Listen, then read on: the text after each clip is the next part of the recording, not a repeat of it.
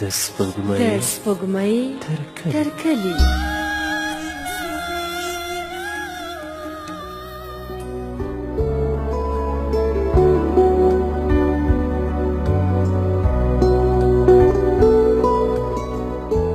اوریدونکو سلام او شپه مو بخیر.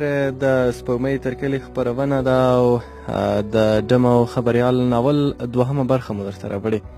لومړنۍ برخه هم پر هغه ځای ختمه شوې وه چې کله خبریال هغه ډمې ته ورغلی و چې تر څو مرکه ترې واخلي یا انټرویو ورسره وکړي او د دې دغه دلیل ترې وپوښتي چې دوی ولې ناڅي، ولې خپل بدن د نورو په واک کې ورکوي، څه ستونزه ده. خو بالاخره په دې هم ونه توانېدلو چې دی مرکه ورسره وکړي. بالاخره هغې خبره بلې خواته بوله او خواهشاتو خواته یې بوله، خو خبریال تر ډېره حده پورې خپل ځان کنټرول کړی و او غوښتل یې چې د خپل مسلک یو مرکه چې دغې برخې ته ځانګړې شوې وه تر څو یې وکړي. دا کیسه پر هغه ځای پای ته رسېدلې وه چې خبریال بالاخره ترې تللی دی او د هغې د کور نه وتلی دی، په خپله لاره ځي او دوی په کور کې پاتې شوي دي. کیسه په دې ځای ختمه وه. اوس د کیسې پاتې برخه درته کوم.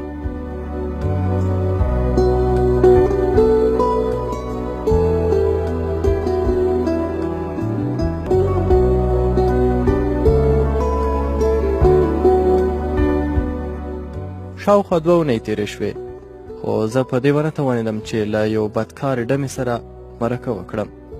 هم له کاري اړخه راباندې فشار و او هم ما خپل لومړی چانس له لاسه ورکړی و، ځکه له دې وړاندې په ټول ژوند کې له جنۍ سره دومره نه وم نږدې شوی. خو یو کار چې ما د خبریالانو کړی و هغه دا و چې له هغه نجلۍ نه مې د موبایل نمبر اخیستی و. زما خونه د شلوزان هوټل په 3م منزل کې وه. د کوټې له کړکۍ نه مې لاندې سړک ته کتل. د نمکمنډي په سړک ګڼ خلک روان و. ما ډېرې جنکۍ او هلکان ولیدل چې لاس په لاس روان دي او خپلې خبرې کوي. داسې مې هم ولیدل چې جنۍ مخکې او 2-3 هلکان پسې شاته روان او شپېلۍ ورپسې وهي. د پښتنې ټولنې په ټولنیزو قراردادونو مې یو شیبه چورت وواهه. غوښتل مې چې له پاسه د سړک یو انځور واخلم. جیب ته مې لاس کړ، خو کمره مې په جیب کې نه وه. بیا مې خپل آیفون موبایل را واخیست او د لاندې سړک انځور مې واخیست. د انځور په اخیستو سره مې د هغې نجلۍ چې نوم یې مسکان ښودلی و شمېره را په زړه شوه. په موبایل کې مې لټه شروع کړه او شمېره مې پیدا کړه. بې له کوم سوچ او فکره مې د زنګ وهلو تڼۍ کېکاږه. له څو شېبو وروسته مې په موبایل کې عجیبه غږونه واورېدل. او اړیکه پرې شوه. ټول بدن مې زیږ شو. بیا راکې پخواني شیطان غځونې وکړې. یو شېبه غلی شوم. په انټرنیټ مې لوڅ فلمونه راواړول. پر خپل تخت پرېوتم. یو شېبه مې د فلم صحنې ته وکتل، خو 3-4 ساعته مې په پېښور پوهنتون کې په ګرځندو تېر کړ. نو د ستړیا له امله مې ونه شوی کړی چې فلم وګورم. هیله به مې سترګې سره برغلې وې چې د ټلیفون شرنګاره ویښ کړم. اوکې مې کړ. ولی سلام علیکم. د مقابل لوري یو نرمه مسکا وشوه. د سلام ځواب یې راکړ. ومې پوښتل څوک یې؟ مقابل لوري یو ځل بیا وخندل. ویې ویل لږ مخکې تا زنګ وهلی و، خو زه لږ بیزي وم.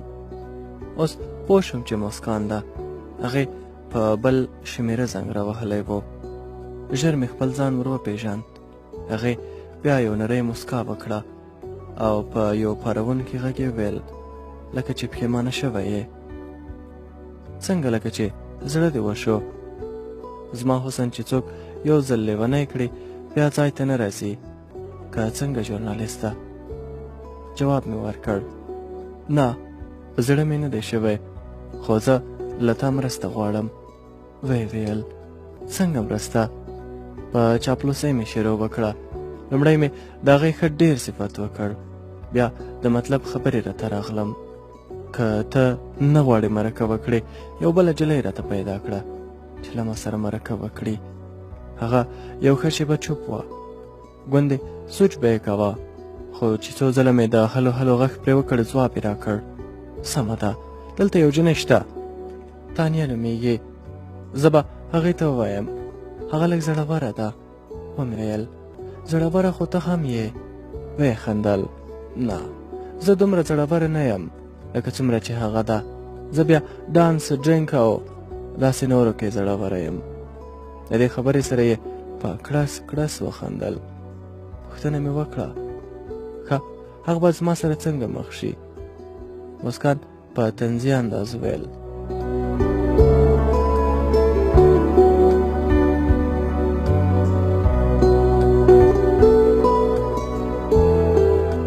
وارخطا کېږه مه، لږ صبر وکړه، زه له هغې سره خبره کوم، ته به وروسته ماته بیا زنګ ووهې. په ډېرې بېتابۍ سره مې ورته وویل څومره وخت وروسته؟ ویې ویل له هغې سره خو اوس د پېښور مشهور سیټ نواب خان دی. پته نشته چې هغه به څومره وخت نیسي، لا خو به دا عیش و نوش دنیا ته پوره نه وي ورښکته شوي. خو کله چې راوزګاره شوه زه به درته کال وکړم. خدای پاماني مو وکړه او اړیکه مو پرې شوه. په خپل تخت پروت وم، د سوچ په لالهان د څپو کې همداسې غرق د خوب په رښتو له ځان سره وړی وم. بیا هله راویښ شوم کله چې د کوټې دروازه ټک ټک شوه. دروازه مې خلاصه کړه. د هوټل شاګرد شینا و. ویې ویل چې د ماسپښین 1 بجه ده، که څه د دې اشتیا راځي چې رایې وړم. ما هم د نیم چرګ فرمایش ورکړ. کیدای شي تاسو به په نمک منډۍ کې غوښه خوړلې وي، خو لکه څرنګه چې خلک صفت کوي دومره نامتو هم نه ده. خو ښه ده سړی پرې ساعت تېرولی شي. تشناب ته د لمبېدا په موخه ننوتم. شاور مې په ځان را پرانیست. ښه شېبه ورته ولاړ وم، خو چې هر کله مې خوب وتښتېد بیا مې ځان سوچ کړ. لا به مې ویښته پوره نه وو کمزوی کړي چې شینا ډوډۍ را ورسوله. شینا را باندې ډېر ښه لګېده. کله به مې زړه کې وګرځېده چې د کندهاریانو رګ کې را پیدا شوی. ډېر ست مې ورته وکړ چې ډوډۍ وخوري، خو هغه بهر ووت. زه هم په ډېرې اشتیا سره ډوډۍ ته کېناستم. لا به مې د چرګ یو پتون نه و خوړلی چې له موبایله شرنګا پورته شوه. د موبایل ښیښې ته مې وکتل. د مسکان شمېره وه. اوکې مې کړه. له مقابل لورې غږ وشو ها ژورنالست صاحب. ومې خندل څنګه لکه چې بریالی شوې، خوږ زیری. هغې بیا ښه ډېر د خپل ځان صفت وکړ. زه ډېر لیواله وم چې د کار خبره ژر وکړې، خو زه پوهېدم چې هغې غوښتل ما وځوروي. خبره یې نه کوله.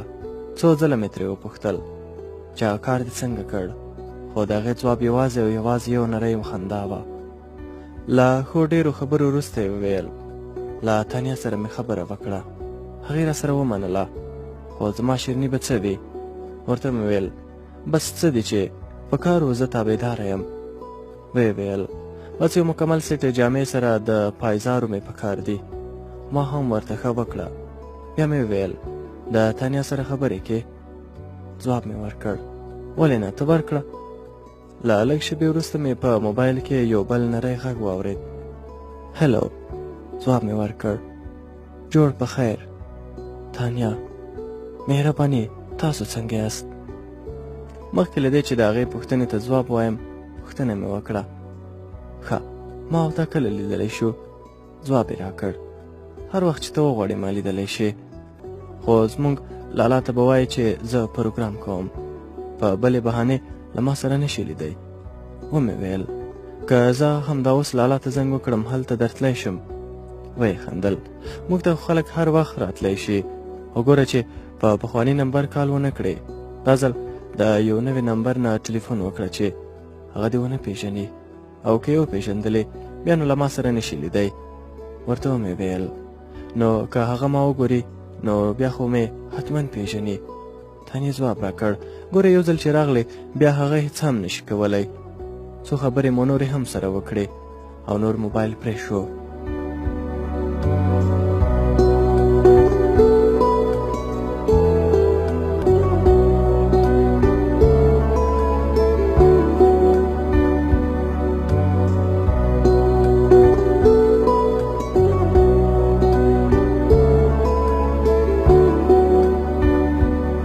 شپږ وکه په ډوډۍ مې نوره هم وخوړه، اوس بیخي موړ شوی وم. ډوډۍ مې پر ځای پرېښوده او لاندې کوز شوم. شینا مې ولید، له هغه مې موبایل واخیست او لالا ته مې زنګ وواهه. هغه زه ونه پېژندم چې زه همغه خبریال یم، خو د پروګرام خبره یې راسره په 3000 کلدارو وکړه. د 4مې نړۍ دا خلک په یو پروګرام یو ځل جنسي اړیکو نیولو ته وایي. په رکشه کې کېناستم او د نوې هډې په لور روان شوم. بیا هم د ماشومانو د هسپتال مخې ته کېوتم. دا ځل خو مې ځای لیدلی و. نیغ یې دروازې ته ودرېدم. د زنګ په تڼۍ مې ګوته ټینګه کړه. شېبه وروسته دروازه خلاصه شوه.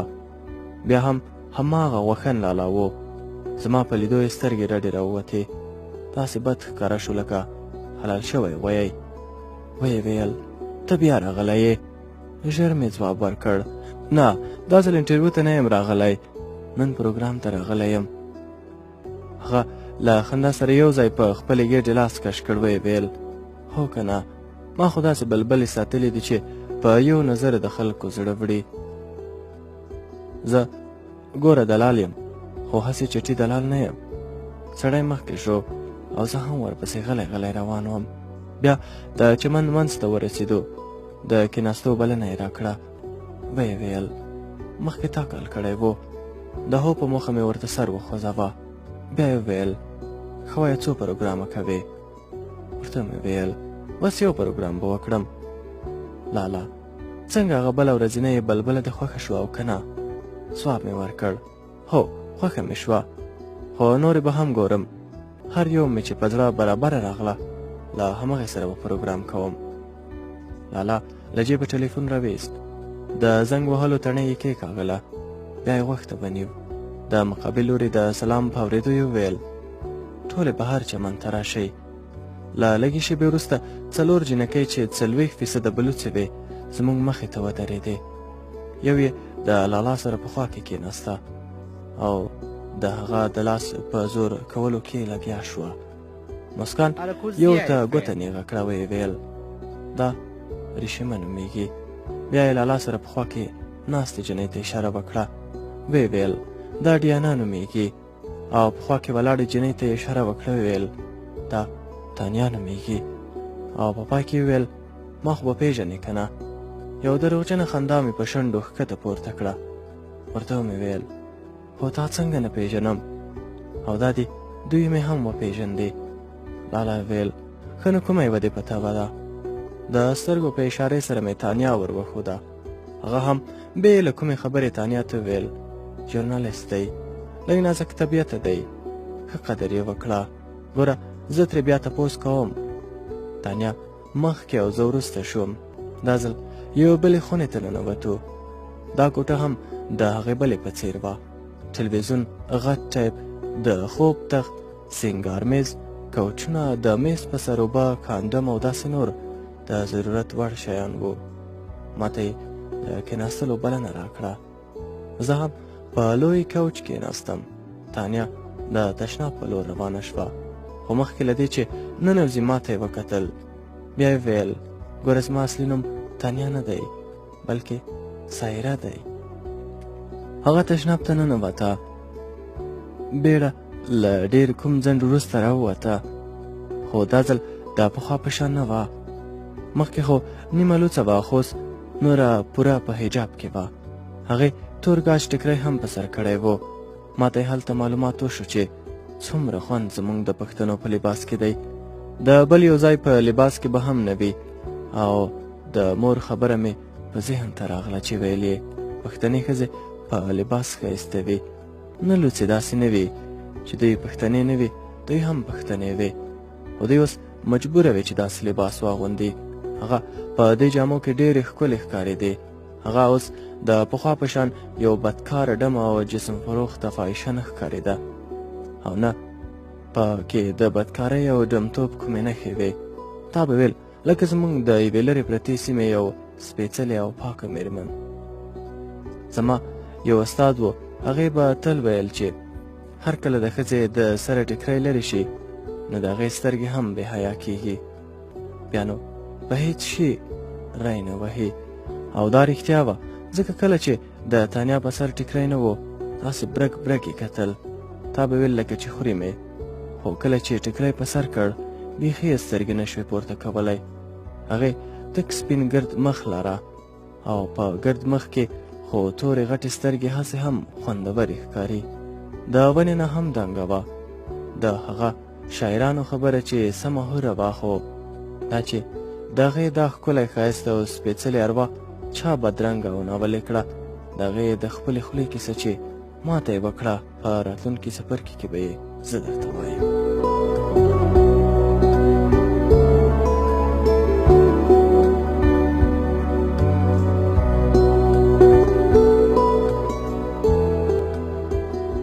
د سپوږمۍ تر کلي درنو مینهوالو، زموږ د نن ورځې د دمه او خبریال ناول دوهمه برخه هم په همدې ځای پای ته رسېږي. دا چې تانیا به خبریال ته څنګه د خپل ژوند کیسه کوي، چې ولې د هورو قواره د ناپاکه خلکو په واک کې ورکړې ده او ولې داسې کوي، دا به په راتلونکې برخه کې زه درته وایم.